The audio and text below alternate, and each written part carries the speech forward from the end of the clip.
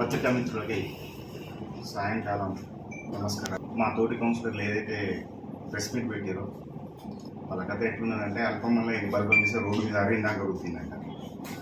అసలు వాళ్ళ కథ ఏంటి, వాళ్ళ భాగవతం ఏంటి, అసలు వాళ్ళది ఏంటి అనేది అసలు అర్థం కాని విషయం.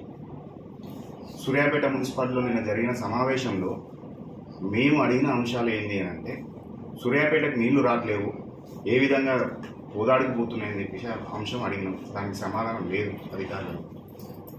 ఆ తర్వాత మేము సూర్యాపేటలో ఎంక్రోచ్మెంట్ అయినారని డిస్పెంటల్కి ఎన్ని నోటీసులు ఇచ్చిన అంశం మీద అడిగినాం. దానికే సమాధానం లేదు.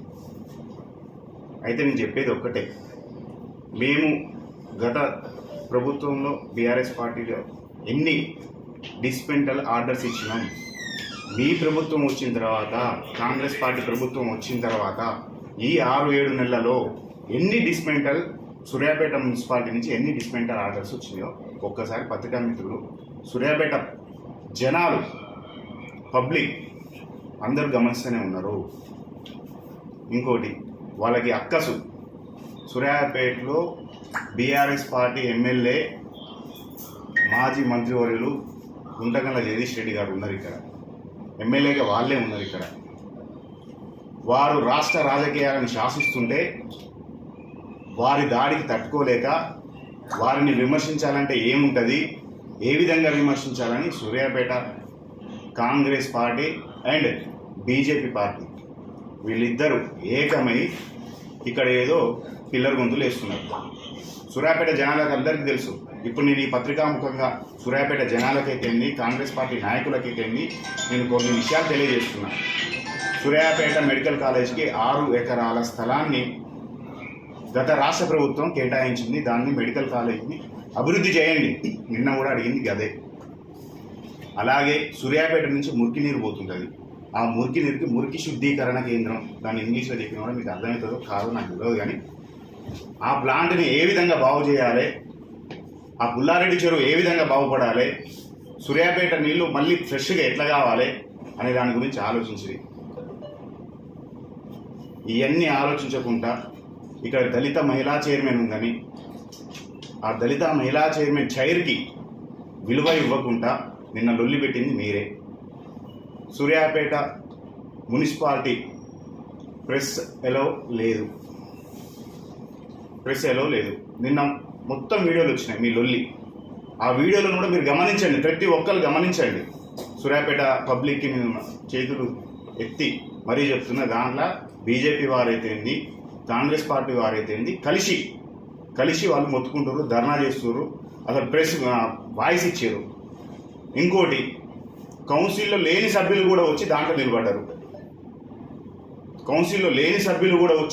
దాంట్లో నిలబడ్డారు. అవి మీకు ప్రూఫ్స్ మీ పత్రికా మిత్రుల కాడ కూడా మీ కాడ కూడా ఉంటే ఒకసారి గమనించండి.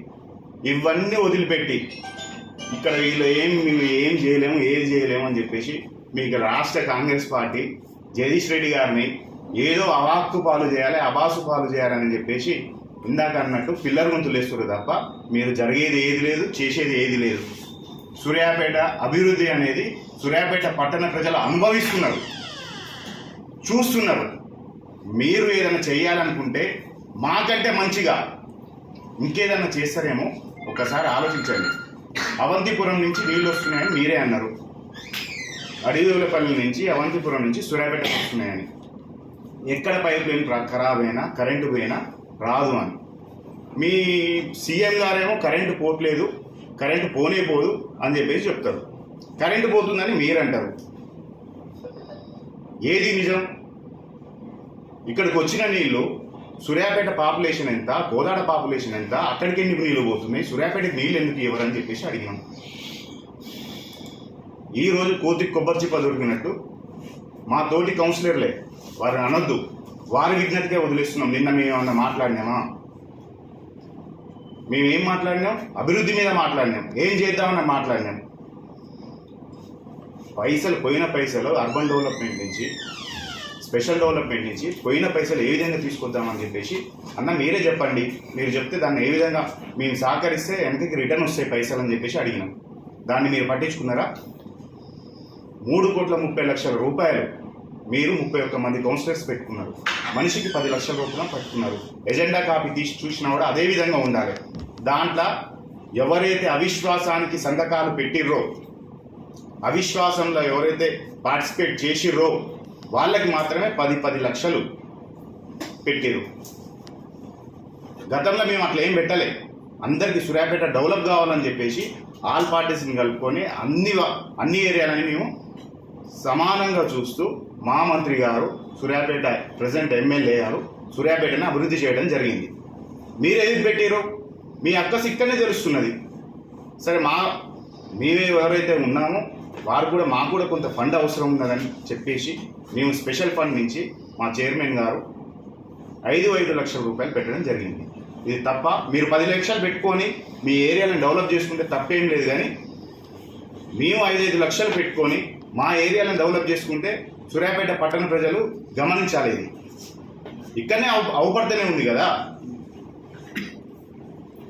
దయచేసి మీకు విన్నపించడం, చిన్న విన్నపం, మీరు ఇక్కడ ఎన్ని పిల్లర్ గొంతులు వేసినా, వెనక పల్టీలు వేసినా, ముందు పల్టీలు వేసినా గుంటగండ్ల జగదీష్ రెడ్డి గారు రాష్ట్ర రాజకీయాలను శాసిస్తున్నారని ఆయన మీద అక్కసుతం చేస్తున్నారు తప్ప మీరు ఏది లేదు. మీకు చాతనైతే దమ్ముంటే ఇప్పుడు నేను అడిగిన దాంట్లో, నేను మాట్లాడిన దాంట్లో మీరు ఏ ఒక్కటి చేసినా మేము కూడా అప్రిషియేట్ చేస్తాం, మేము కూడా పుష్పగుచ్చం ఇచ్చి మిమ్మల్ని అభినందిస్తాం. కాబట్టి మీరు సూర్యాపేట ప్రజల్ని ఇబ్బంది పెట్టకుండా సూర్యాపేట ముందు తరాలకు ఏ విధంగా ఉండాలి, ముందు తరాల వాళ్ళు ఏ విధంగా జీవిస్తే వారికి ఏమి ఇన్ఫ్రాస్ట్రక్చర్ కావాలి అనేది ఆలోచించి దాన్ని పరిగణలోకి తీసుకొని ఆ పనులు చేయండి.